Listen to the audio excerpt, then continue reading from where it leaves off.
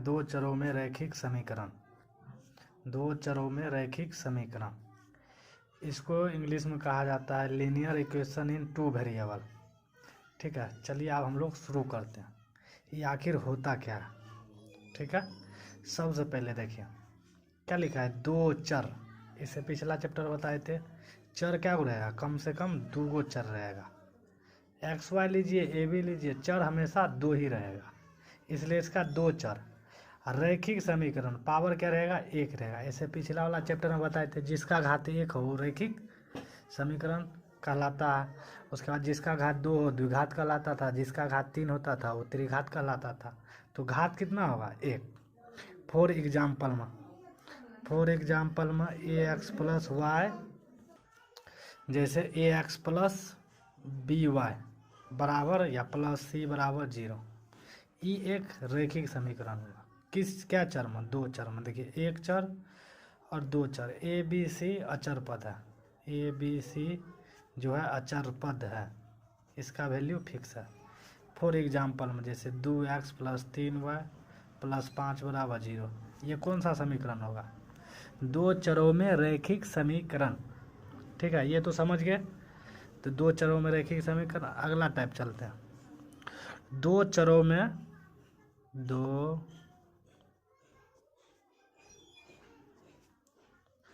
चरों में रैखिक समीकरण का युग्म। रैखिक समीकरण का युग्म, युग्म मतलब होता है जोड़ा। इसका जनरल फॉर्म हो जाएगा a1x plus b1y plus c1 बराबर 0। ये एक चर, दो चरों में पहला रैखिक समीकरण। उसके बाद एगो रैखिक समीकरण लेते हैं, ये हुआ दो चरों में रैखिक समीकरण का युग्म। ठीक है, अब इसका अगला टाइप चलता है, ये हुआ ओरिजिनल, जिसको हम लोग इसके बारे में पढ़ना है। ये हुआ जो 9th में पढ़ना था, इसका हल कैसे किया जाता है। एक बार x बराबर लीजिए, एक बार y बराबर लीजिए, उसके बाद मान रखते जाइए, वैल्यू निकलता जाएगा। एक बार दो चरों में रैखिक समीकरण का युग्म। ठीक है, अगला टाइप चलता है। आप जानते हैं इन दोनों को ग्राफ, ठीक है, इन दोनों को कंडीशन चेक किया जाता है। जैसे a1/a2 बराबर b1/b2, अगर ये दोनों बराबर नहीं होगा तो अब हम लोग क्या कहेंगे। जैसे एग्जाम्पल जैसे देख लीजिए, इसको कहेंगे अद्वितीय हल। अद्वितीय हल जब दोनों बराबर नहीं रहेगा, या केवल एक हल, केवल एक हल, या ग्राफ इसका प्रतिच्छेदी हो जाएगा, मतलब किसी बिंदु पर काटता हुआ प्रतीत होगा, काटेगा। और ये इसको हम संगत कहेंगे, और इसको अविरोधी कहेंगे, अविरोधी। देखिए जब a1 और a2 बराबर नहीं होगा b1, तो क्या सब कहेंगे, अद्वितीय हल होगा या केवल एक हल होगा। उसका वैल्यू कम से कम एक का आएगा, एक्स वाई का मान एक आएगा। ग्राफ कैसा होगा, प्रतिच्छेदी होगा। और संगत भी कहेंगे और विरोधी भी कहेंगे। जैसे फॉर एग्जाम्पल इस पे बता दें, देखिए जैसे वो क्वेश्चन इस पे बताते हैं। जैसे 2x प्लस 3y प्लस 5 बराबर 0, 3x प्लस 5y प्लस 8 बराबर 0। देखिए x का आगे जो है a1, y का आगे जो है b1, ये जो 5 है लास्ट में बच गया उसको c1 कहेंगे, a2 b2 c2। ठीक है, हम डायरेक्ट कंडीशन चेक करते हैं, a1 बराबर b1/b2। देखिए a1 हुआ 2/3, ठीक है, बराबर 3/5, b1 हो गया 3, ये हो गया 5। दोनों बराबर है, नहीं है बराबर, तो इसको हम क्या कहेंगे, केवल एक हल होगा। ग्राफ कैसा होगा, प्रतिच्छेदी होगा। फॉर एग्जाम्पल ग्राफ दिखाते हैं, जैसे ये कोई ग्राफ, ये पहला ग्राफ जाएगा लाइन पर, मान लीजिए ऐसे x डैश y डैश। एगो और दूसरा ग्राफ जो आएगा किसी बिंदु पर कटेगा, इसी को बोलेंगे प्रतिच्छेदी।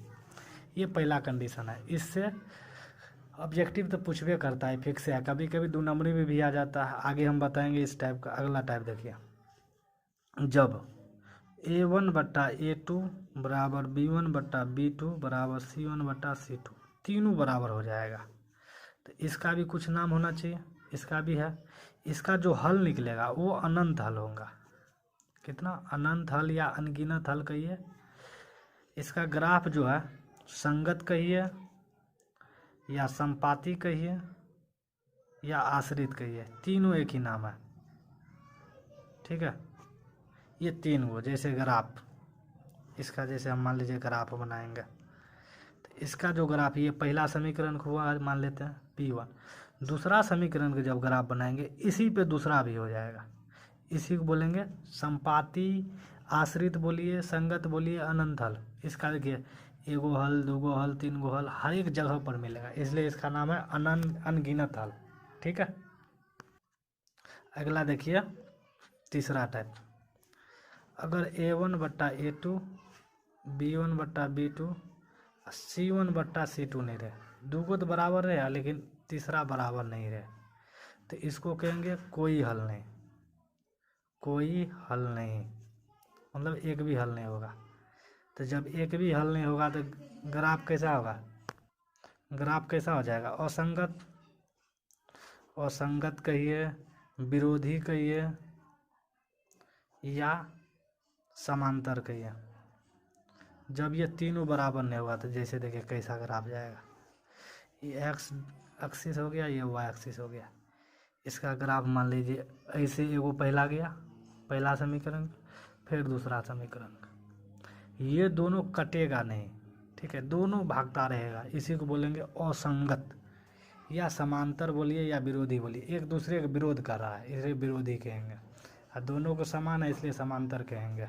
ठीक है, अब अगला देखिए। अब रैखिक समीकरण, ये हुआ पहला टाइप का क्वेश्चन या पहला टाइप का थ्योरी का। अगला देखिए, जो रैखिक समीकरण का युग्म है, रैखिक समीकरण का युग्म, रैखिक समीकरण का युग्म, युग्म A1x + B1y + C1 = 0, A2x + B2y + C2 = 0।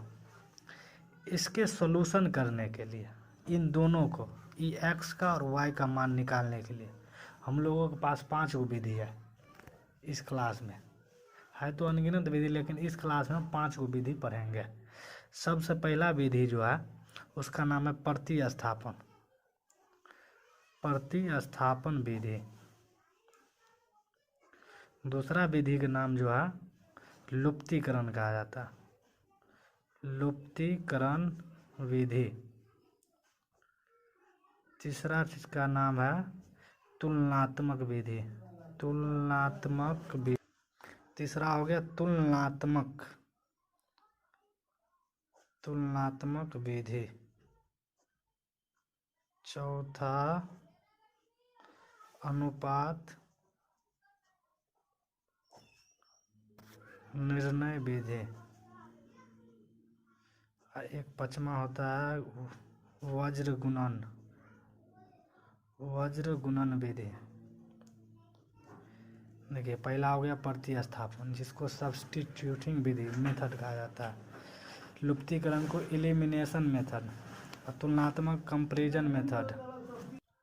तो ये उसके बाद अनुपात निर्णय विधि के, इसको रेशियो डिटर्मिनेशन मेथड कहा जाता है। रेशियो अनुपात डिटर्मिनेशन निर्णय मेथड। वज्र गुणज को क्रॉस मल्टीप्लिकेशन। 5 गो विधि है जिससे हम लोग सोल्यूशन कर सकते हैं। ठीक है, अब चलिए इन 5 मेथड को हम लोग पहले जानते हैं कैसे बनाया जाता है एक एक करके। जैसे देखिए एक क्वेश्चन हम लिए प्रतिस्थापन विधि से सोल्यूशन करना लेता है, करेंगे। जैसे समीकरण 1 इसको मान लेते हैं, इसको 2 मान लेते हैं। अब प्रतिस्थापन विधि में क्या किया जाता है, एगो समीकरण को पहले सीधा कर लीजिए। समीकरण 1 से x + y = 7 आ गया, x = 7 - y।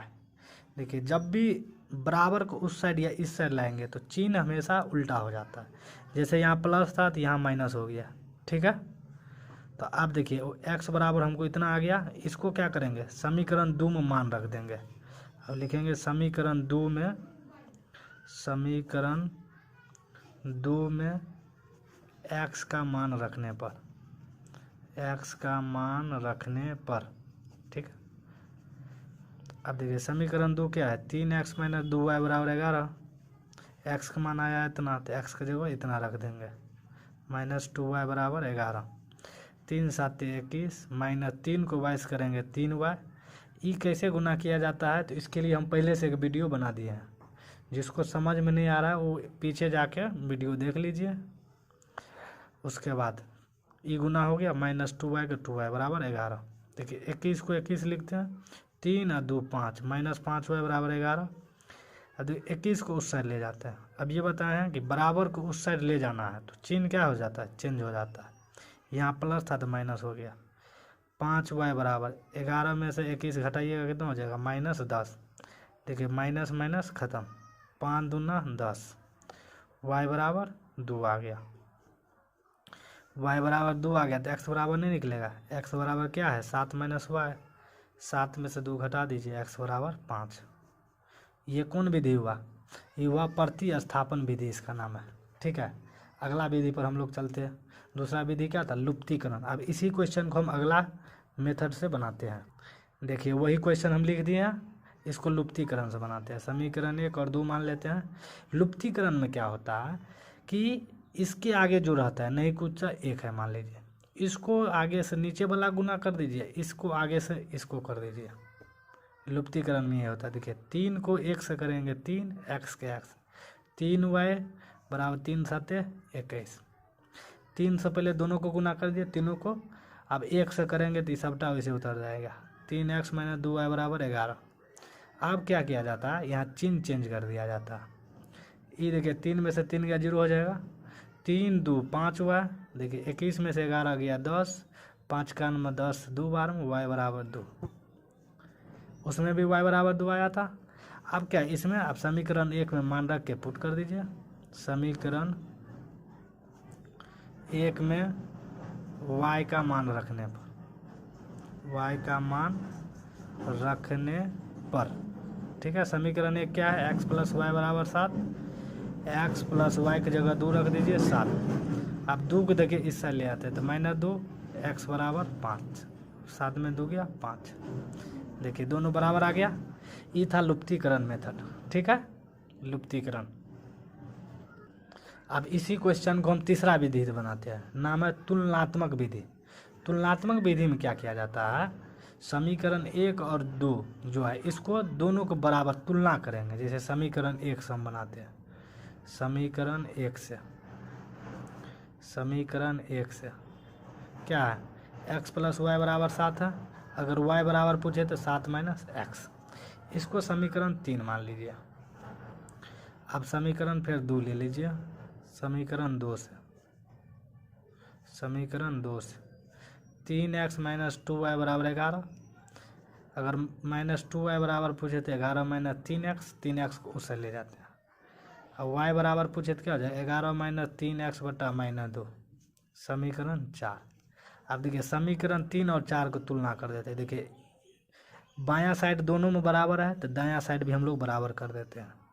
इसी को कहा जाता है तुलनात्मक विधि। समीकरण 3 और 4 से, 3 और 4 से देखिए 7 माइनस एक्स बराबर 11 माइनस 3x बटा -2 को क्रॉस मल्टीप्लिकेशन कर देता है। -2 को 7 से करिएगा -2 7 नहीं, -2 को 7 से करिएगा तो -14 हो जाएंगे, sorry, minus minus plus 2x बराबर, इसके नीचे तो नहीं कुछ तो 1 से करिएगा तो सब वैसे रह जाएगा। देखिए x को इधर ले आते हैं। देखिए 2 पहले था 3 ले आए, 11 के 11, ई 14 को इससे ले आते हैं।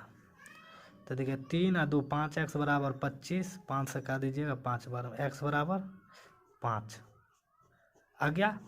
अब समीकरण वैसे तो हम माने ही 3 में रख दीजिए मान, 7 माइनस 5 y बराबर 2। ये कौन मेथड था, ये तुलनात्मक विधि था। दोनों को बराबर करके तुलना कर दीजिए, ये तुलनात्मक विधि हो गया, ठीक है। देखिए अनुपात निर्णय विधि क्या होता है, जो ये नीचे है 3x माइनस 2y, ऊपर में x प्लस वाई बराबर 7 है। किसी एक को या तो इसके बराबर ये कर दीजिए या इसको बराबर ये कर दीजिए। पहले मान लेते हैं समीकरण 1 और 2। हम क्या करते हैं, समीकरण 1 को 2 से गुना करने पर समीकरण 1 को 2 से गुना कर देते हैं। 2x + 2y बराबर 7 दूना 14। इसको समीकरण 3 मान लेते हैं। ठीक है, अब समीकरण 3 में से 2 को घटा देते हैं। समीकरण 3 में से 2 को घटाने पर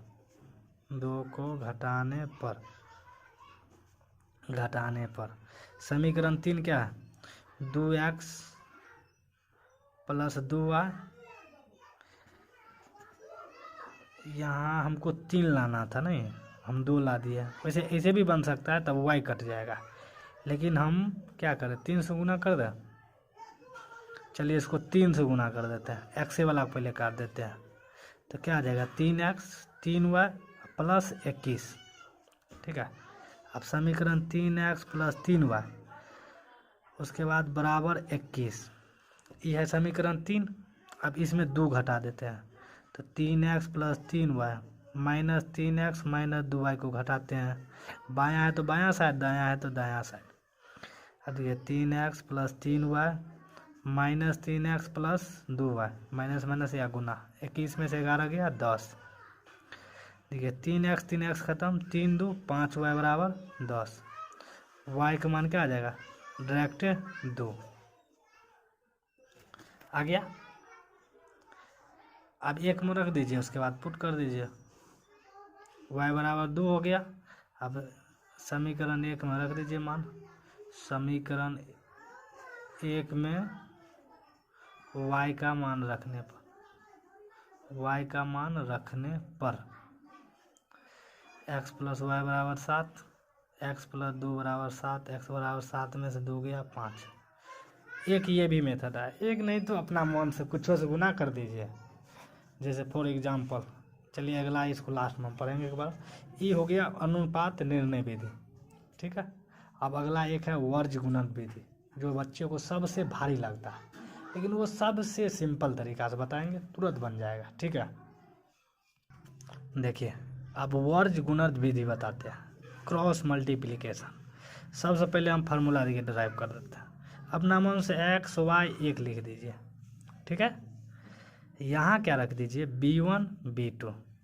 उसके बाद यहाँ c1 c2, यहाँ रख दीजिए a1 a2। एक के बाद लिख दीजिए b1 b2।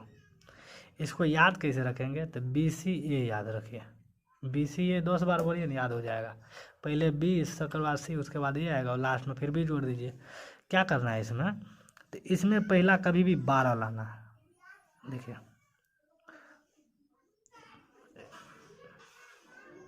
क्या लाना है? 12 पहला बार, दूसरा बार 21।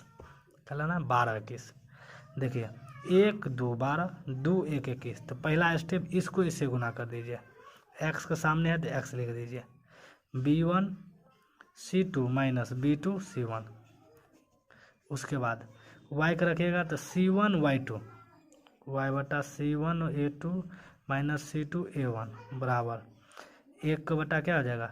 a1 b2 - a2 b1। यही होता है वर्ज गुणन विधि। ठीक है, इसको हम डायरेक्ट भी बना सकते हैं। जैसे x वाला के निकालना है तो इसको झाँप दिया जाता है, इसको इससे गुना कर दीजिए, इसको इससे गुना कर दीजिए। वही सेम टू सेम कहानी हुआ। तो हम डायरेक्ट इसको लिखेंगे वर्ज गुणन विधि से। वर्ज गुणन विधि लिखने से पहले ABC निकाल लेते हैं। a1 हो गया 1, b1 हो गया 1, c1 हो जाएगा, क्या हो जाएगा? इस साइड लाइएगा तो -7, a2 हो गया 3, b2 हो गया -2, c2 हो गया -11। या तो समीकरण को इस साइड ले आइए, ठीक है, नहीं लाइए तो अपना मन से माइनस जोड़ दीजिए। ठीक है, अब देखिए a1 निकल गया। आप लिखिए वर्ज गुणन विधि। वर्ज गुणन विधि से फॉर्मूला क्या हो गया? x बटा 12 21 बटा c1 a2 c2 a1, 12 21 बटा 12 21, 12 - 21 सीधा याद रखिए ना, 12 - 21। a1 b2 - a2 b1 x बटा, देखिए b1 कितने आया? 1, c2 -11 माइनस B2 कितने आया है -2 और C1 -7 बराबर y। C1 देखिए -7, A2 आया है 3 माइनस C2 आया है -11। अब गुने A1 कितना आया 1 बराबर 1 बट्टा A1 देखिए 1 आया है, B2 आया है -2 माइनस A2 कितना आया है 3। अब B1 आया है 1। अब इसको गुना कर दीजिए -11 माइनस प्लस माइनस माइनस 7 दूना 14 y बट्टा -21 माइनस माइनस प्लस 11 1 बट्टा -2 -3 x बट्टा -25 y बट्टा देखिए घटाइएगा तो -10, इसको घटाइएगा 1 बट्टा -5। इतना तक होने के बाद क्या करिए, इस x वाला को एक बार इसके साथ बराबर कर लीजिए, एक बार इसके साथ इसको बराबर कर लीजिए। जैसे देखिए -25 बराबर 1 -5, एक बार इसके साथ कर लिए हैं और एक बार इसके साथ कर लीजिए 1 बट्टा -5। देखिए माइनस माइनस खत्म, 5 25 x बराबर कोना कोनी गुना करिएगा 5 खत्म, 5 दूना 10 y बराबर 2। देखिए एक को क्वेश्चन हम क्या तरीका से बना दिए 5, सम में x का मान 5 आया 2 आया 5 आया 2 आया, ठीक है।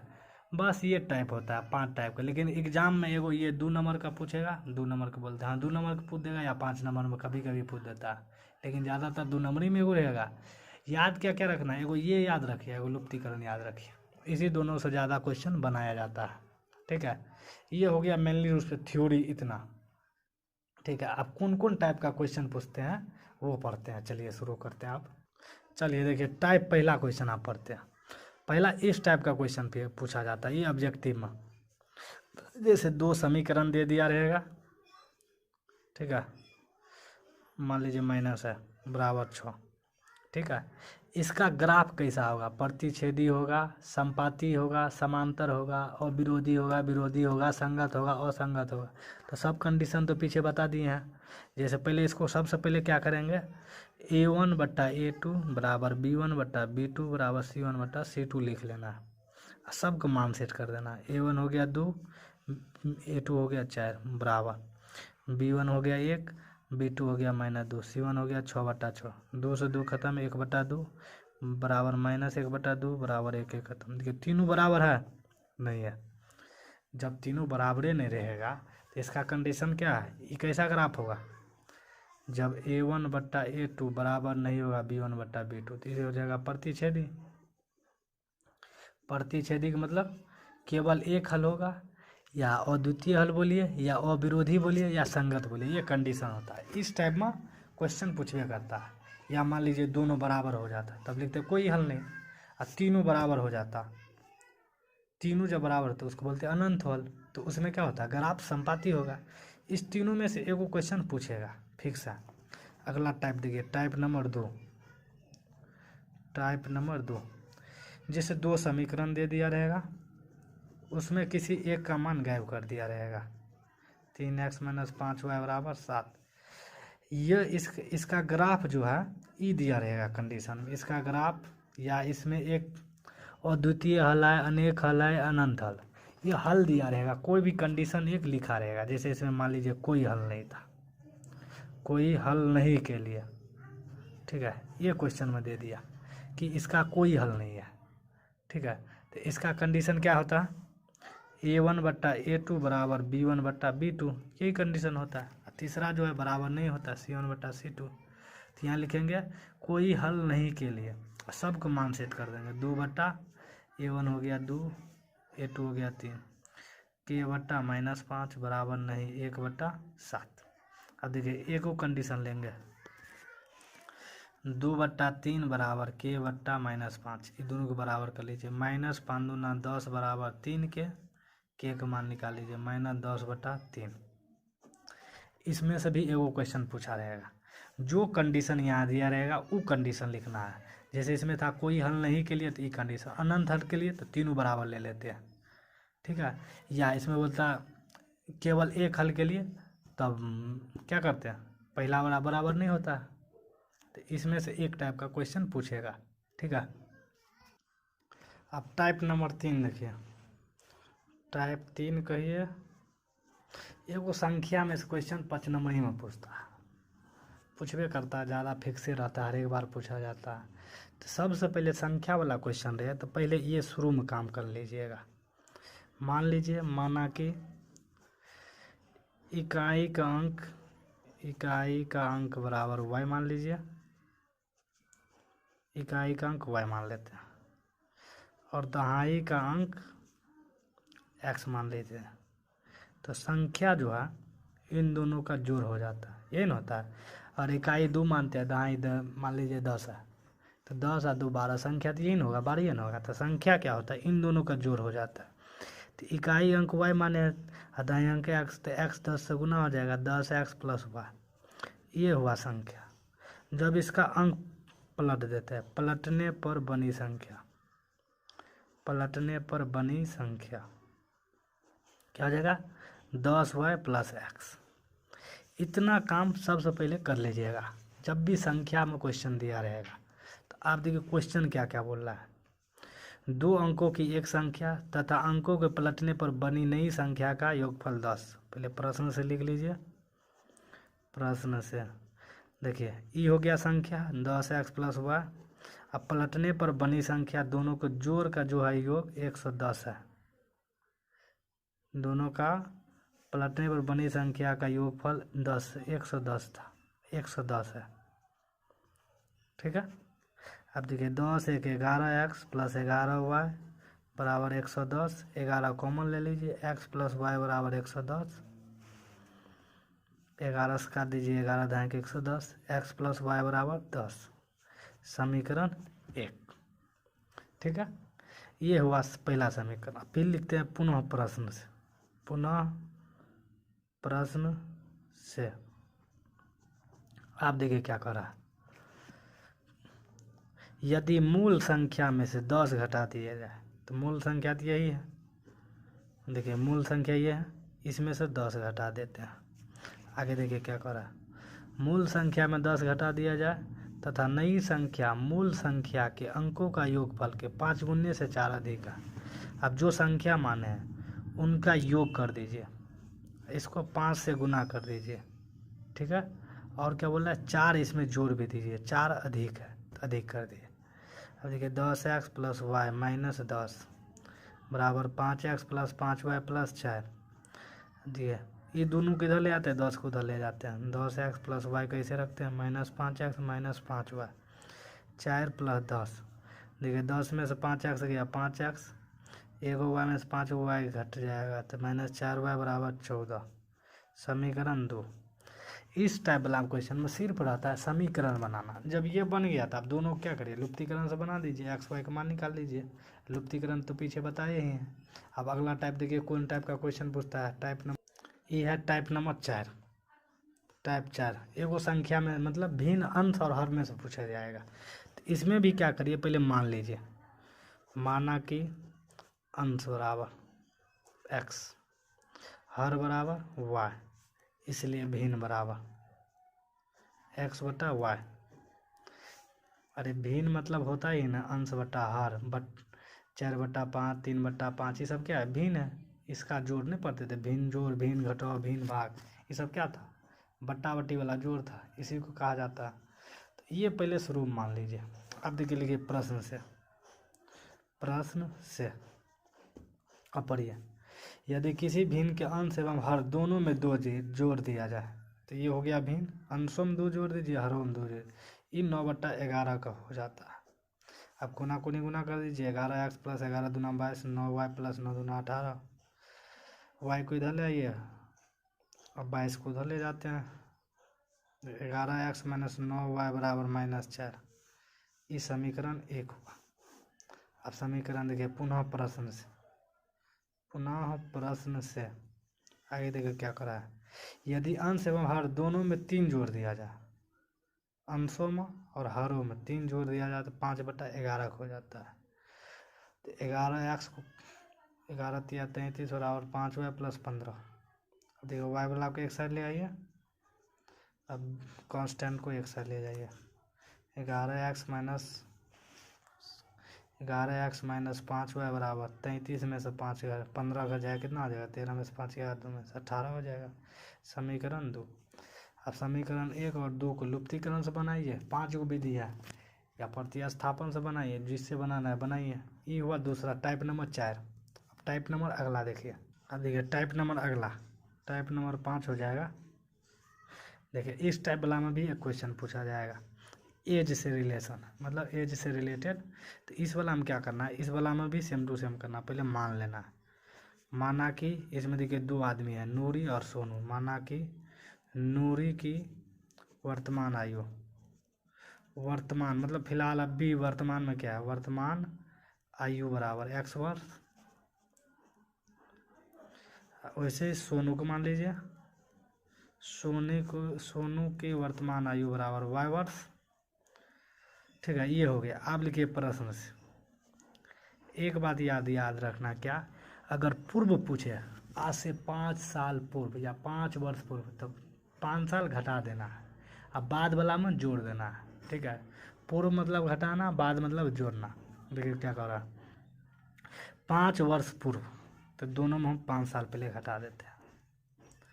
नूरी की आयु सोनू की आयु की 3 गुनी थी, किसका, सोनू को। तो इसका जिसके साथ बोलेगा उसी को गुना कर दीजिए। अब इसको समीकरण बना लीजिए, 3y-15, 3 को इधर ले आइए, x-3y बराबर -15 प्लस 5, 5 को इसे ले आए, x-3y बराबर -10। समीकरण 1। ये हुआ पहला कंडीशन। अब देखिए पुनः प्रश्न से, यहीं लिख देते हैं। देखिए पुनः प्रश्न से देखिए क्या करा आगे, 10 वर्ष पश्चात, पश्चात के है या बाद के, तो जोड़ देना है, x + 10 y + 10। नूरी की आयु सोनू को आयु की 2 गुनी हो जाएगी। नूरी की आयु जो है सोनू की आयु के 2 गुनी हो जाएगी, तो सोनू की आयु को 2 गुना कर देते हैं। x + 10 बराबर 2y + 20, y को इधर लाइए, x - 2y, 10 को उधर ले जाइए, 20 - 10, x - 2y बराबर 10। समीकरण 2। अब समीकरण 1 और 2 से सोल्यूशन कर लीजिए।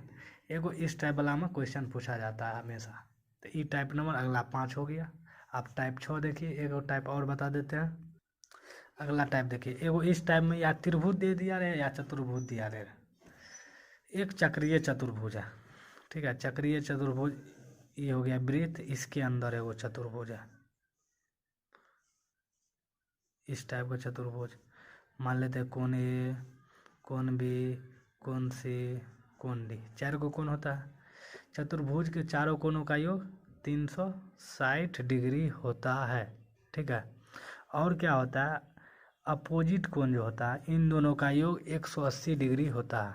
ठीक है, तो हम लोग क्या जानते हैं, देखिए हम लोग जानते हैं कोण ए प्लस कोण सी बराबर 180 डिग्री। तो कोण ए देखिए क्या दिया है, 2x + 4, कोण सी कितने दिया है, 2y + 10 बराबर 180। देखिए 2 इधर 2x + 2y, 10 × 4 = 14 बराबर 180। 14 उससे ले जाते हैं, 180 - 14, 2x + 2y बराबर 10 में 4 गया 6, 7 में से गया 6, 176। समीकरण 1। अगला कंडीशन देखिए, कोण बी प्लस कोण डी बराबर क्या हो जाएगा, 180 डिग्री। कोण बी देखिए क्या दिया है, y + 3, और कोण डी कितना दिया है, 4x - 5 बराबर 180। देखिए 4x को पहले लिख लेते हैं, y को बाद में, -5 और 3 घट जाएगा -2। अब 2 को उससे ले जाता है, 4x + y बराबर 180 + 2, 4x + y बराबर 182। समीकरण 2। 1 और 2 को लुप्तीकरण से आराम से सोल्यूशन कर लीजिए। ये टाइप नंबर 6 कहिए इसको। अब एगो टाइप रेल वाला में पूछता है, रेल वाला कहिए या रेलगाड़ी की चाल वाला, नाव की चाल, इस टाइप वाला एगो क्वेश्चन पूछता है, तो उसको भी पढ़ ही लेते हैं। देखिए एगो इस टाइप वाला में क्वेश्चन, एक नाव 10 किलोमीटर धारा की प्रतिकूल धारा के अनुकूल, एगो नाव है, ठीक है, धारा पहले मान लेते हैं। माना कि नाव की चाल मान लेते हैं x किलोमीटर प्रति घंटा रफ्तार से जा रही है, नाव की चाल हो गया।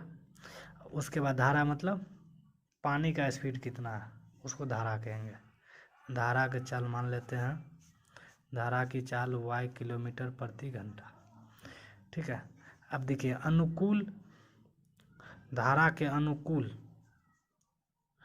अनुकूल जब जाएगा, मतलब धारा जैसे इस साइड से जा रहा है पानी, तो इसी साइड से नाव भी जा रहा है, तो दोनों को चाल क्या हो जाएगा, जुड़ जाएगा।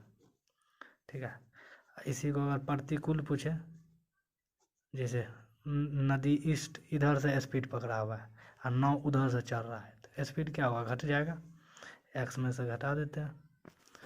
वैसे समय बराबर फार्मूला क्या होता है, समय बराबर दूरी बटा चाल, या चाल बराबर क्या होता है, चाल बराबर दूरी बटा समय। यहाँ समय का गणना किया जाता है। ठीक है, अब देखिए प्रश्न से क्या कर रहा है, 1 9 10 घंटे में धारा के प्रतिकूल 30 और धारा के अनुकूल 44 जो है अनुकूल जाता है और 30 प्रतिकूल जाता है। x माइनस वाई बराबर 10 घंटा में, समीकरण 1। अब देखिए पुनः प्रश्न से अगला देखिए 13 घंटे में वो 40 धारा के प्रतिकूल जाता है और 55 अनुकूल जाता है। 55/x प्लस वाई प्लस उसके बाद 40 जो है प्रतिकूल जाता है, कितना घंटा, 13 घंटा। समीकरण 2। अब लुप्तीकरण से दोनों को बना लीजिए। ठीक है, ये हो गया इस टाइप का क्वेश्चन। वैसे पूछता है और, लेकिन इसी टाइप में आपको मिल जाएगा, ज़्यादातर क्वेश्चन इसी टाइप से आता है, तो इस टाइप से क्वेश्चन होता है। ठीक है, तो आज के लिए इतना ही रखते हैं, अगला चैप्टर आप